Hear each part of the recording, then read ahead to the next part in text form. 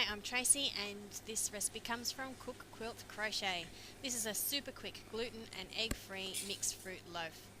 You need to have your oven on preheating at 180 degrees. To start off with, put 1 cup of desiccated coconut in a bowl, followed by 1 heaped cup of gluten-free self-raising flour, whichever brand you use should be fine. Then you're going to put 1 loosely packed cup of brown sugar, not firmly packed, it will be too sweet. And 1 cup of mixed dried fruits. This is Sunbeam brand. I think it works very well in this cake. You can add spices at this stage too if you prefer. If you're making it at Christmas time, you can add nutmeg, cloves, cinnamon or ginger. I've used all of those and it's been very nice. Now you need to mix it through so that all the brown sugar lumps have been broken up and are well incorporated into the flour mixture, and to make sure all the fruit is separated and coated with the flour. This helps to stop the fruit from sinking to the bottom.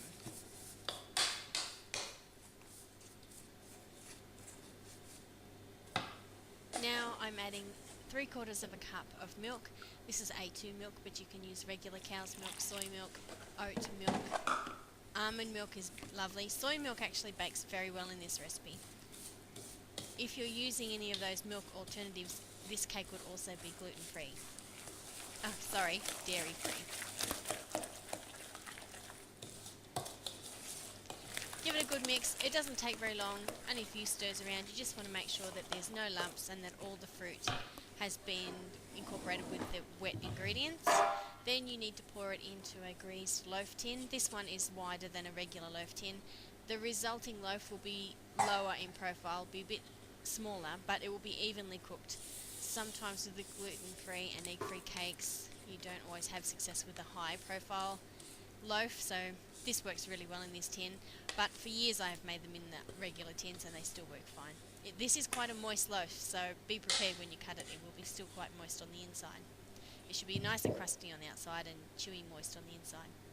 Smooth the top over and then bake it in a 180 degree oven for 40 to 45 minutes.